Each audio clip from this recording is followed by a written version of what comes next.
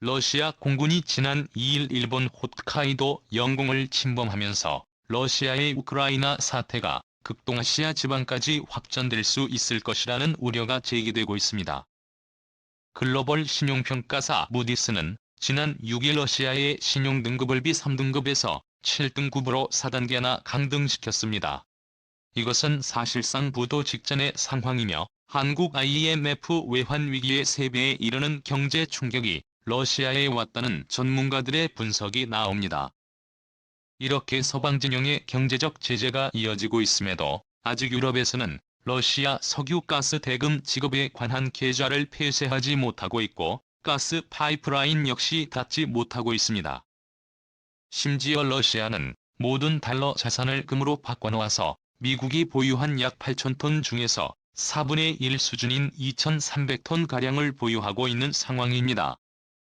이는 국제통화기금이 보유한 2,800톤에 맞먹는 규모로 중국이나 일본보다 많은 상황입니다. 특히 러시아가 보유한 천연가스와 자원은 유럽의 목줄을 쥐고 있습니다. 이 때문에 유럽은 쉽게 러시아의 가스 파이프관을 잠그지 못하고 있고 러시아의 가스 관련 금융계좌를 제재하지 못하는 이유입니다. 이러한 신호는 유럽과 서방 측의 우크라이나를 절대로 되라는 식으로 놔둘 수 있는 것 아니냐는 분석이 나오고 있습니다. 현재 러시아는 우크라이나 전장에서 많은 열세를 거듭하고 있다고 서방 언론에서는 전하고 있지만 우크라이나 해안과 주요 도시들은 러시아군이 장악하였고 현재 우크라이나는 흑해를 통한 해운물류 공급은 완전 차단되다시피 해서 인접한 비세그라드 4개국과 같은 이후 나토 회원국을 통해서 지원을 할 수밖에 없는 상황입니다. 현재 러시아는 흑해 벨라루스 우크라이나 동부 돈바스 지방을 통해서 전방위적으로 우크라이나를 압박하고 있는 상황입니다. 이러한 상황에서 독일은 제2차 세계대전 이후 징병제로 다시 회귀할 것을 검토하면서 재무정에 나서고 있습니다. 회원국들은 우크라이나를 지원하기 위한 목소리를 높이고 있지만 현재 유럽 각 국가들은 러시아에서 들려오는 가스 밸브를 잠그지도 못하고 있는 상황 속에서 고작 할 수 있는 것은 약간의 물류 지원과 난민을 받아들이는 일꾼입니다. 유럽이 재무성에 나서면서 평화로웠던 유력 각 국가들은 청년들에 대한 징병제도를 다시 가동할 것으로 관측되면서 시민들의 자유가 제한되는 사회로 다시 돌아갈 수밖에 없을 것이란 관측이 나오고 있습니다. 2020년 질병 사태로 통제의 시스템을 경험했다면 이제는 정말 의무신경 대상으로서 자유가 박탈될 수 있다는 공포감이 유럽 각 국가들을 엄습하면서 전례 없는 새로운 세계적인 질서가 다시금 형성될 것이라는 관측이 나옵니다. 이러한 상황에서 러시아는 중국이라는 거대 경제권에 숨통을 태워놓고 있고 중국 네티즌들은 러시아제 물건들을 대거 구매하는 등 러시아와 혈맹의 관계를 과시하고 있습니다. 마치 제2차 세계대전의 전보스 추축국의 모습과 흡사하다는 관측이 나오고 있는 것입니다. 전문가들은 극동지방을 오히려 합니다. 중국과 러시아가 동시에 작전을 짜서 극동지방에서 거대한 확전이 일어날 수 있다는 경고가 나옵니다. 그럼 상황이 어떻게 돌아가는지 살펴봅니다. 첫 번째, 러시아의 홋카이도 침공 가능성. 는 3월 2일 러시아가 우크라이나를 침공한 상황 속에서 러시아의 군용 헬기가 홋카이도 동쪽 끝산반도 영공에 진입하는 도발을 했습니다.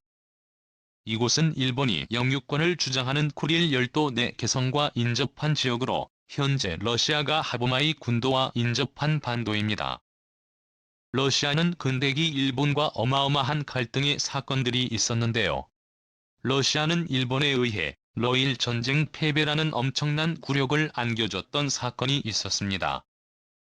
서방에서는 동양의 작은 신흥국 일본이 거대 제국을 깨부수었다며 대서특필하며 일본이 세계 열강 무대로 데뷔하는 역할을 해줬던 사건입니다.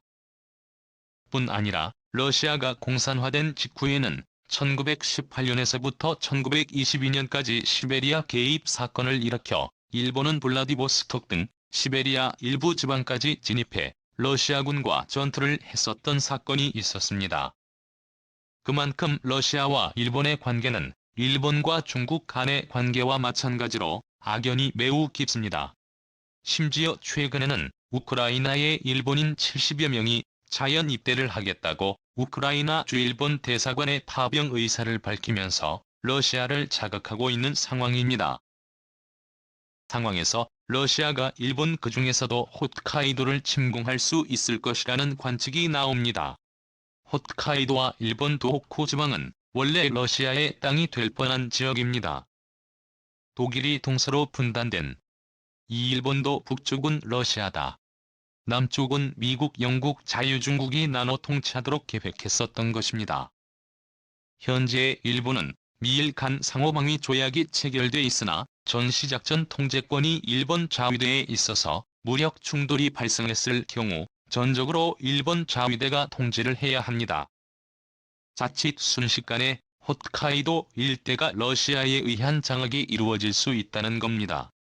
하지만 전문가들은 러시아가 이러한 홋카이도 침공을 단독으로 계획하지 않고 중국과 양방향에서 공략할 가능성이 높다는 의견을 내놓고 있습니다. 두 번째, 중국의 대만 협공 가능성. 현재 미국을 비롯한 국제정세 분석가들은 현재 중국의 대만 침공 가능성이 높다는 경고가 나오고 있습니다. 미국 등 서방 세계가 우크라이나에 정신이 팔려 있는 사이 중국이 대만을 향한 강제병합 시도가 이루어질 수 있다는 겁니다. 현재 대만은 친중국 성향의 국민당 정권이 있는 상황으로 대만 내에서도 친중 성향의 여론이 어느 정도 있는 상황입니다. 이러한 대만의 정치 상황 때문에 중국은 대만의 군대를 일순간에 무력화시키고 주요 정부기관을 장악하여 대만을 일개 중국의 지방정권으로 베이징의 통제를 받는 지방정부를 수립할 수 있다는 겁니다. 무엇보다 중요한 것은 대만의 TSMC와 같은 반도체 기업들입니다. 중국은 현재 반도체 공장이 없어 서방의 반도체 공급 제한에 속수무책으로 당하고 있는 상황입니다.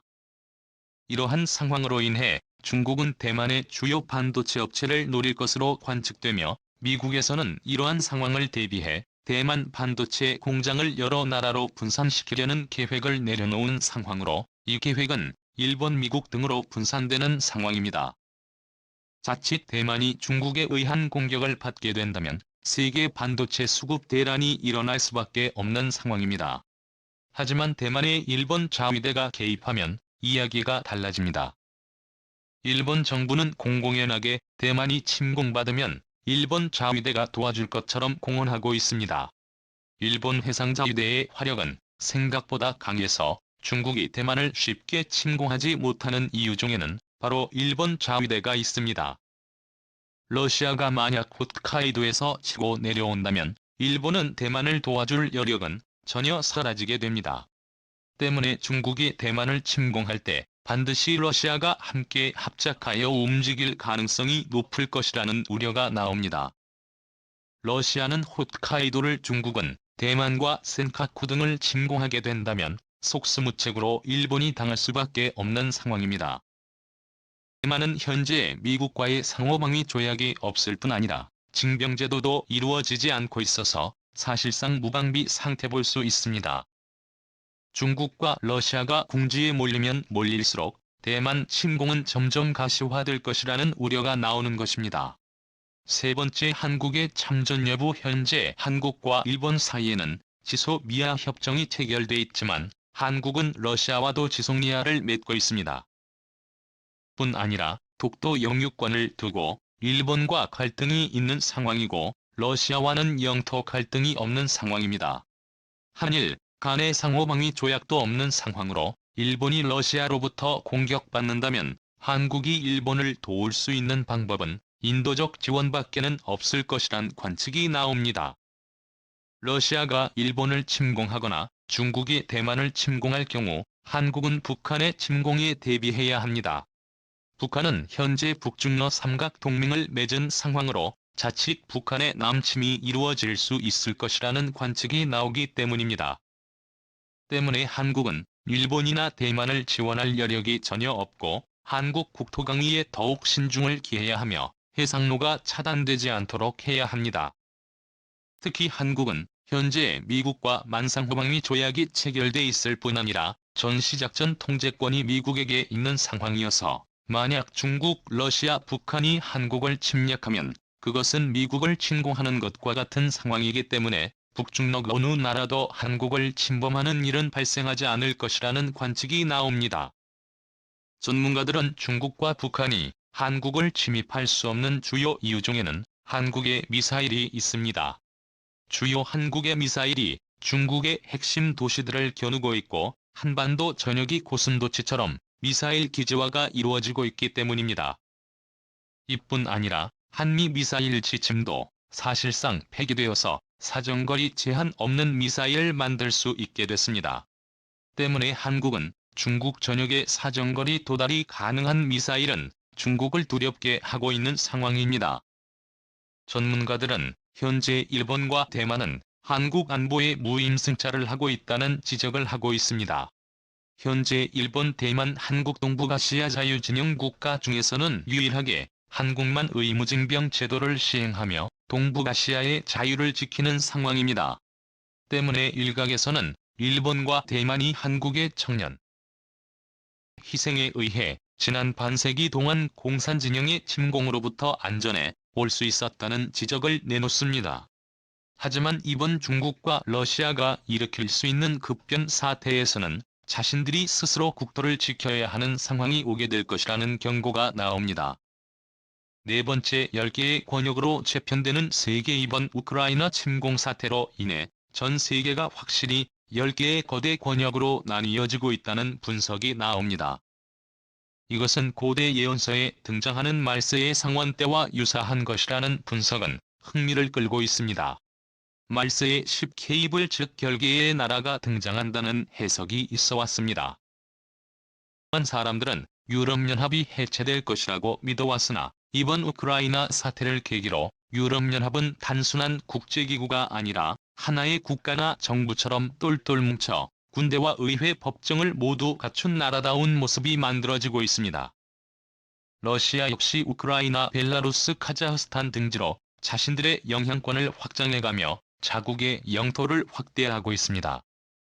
일각에서는 북미, 남미, 유럽, 호주, 동북아, 동남아, 러시아, 인도, 아프리카, 중동 이렇게 10개의 권역이 거대한 경제권을 이루며 새로운 세계적인 질서를 형성할 수 있을 것이라는 관측이 나오고 있습니다.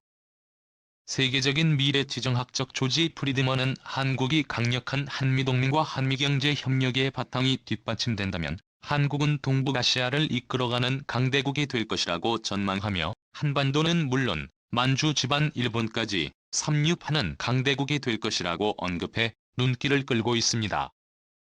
그는 중국은 더 이상 한국의 중요한 교역 파트너가 될 수 없고 중국과의 교역 비중 대신 셰일가스로 인한 세계 최강의 부유한 국가가 되는 미국과 협력을 하는 것이 한국 경제에 이롭다는 분석을 내놓고 있습니다. 그렇게 되면 자연스럽게 공백이 된 만주 지방이 한반도의 경제권으로 예속될 것이라는 전망을 내놓은 것입니다. 세계적인 긴장 상황이 지속되면서 전 세계는 권역별로 점점 결속이 강화되고 있습니다.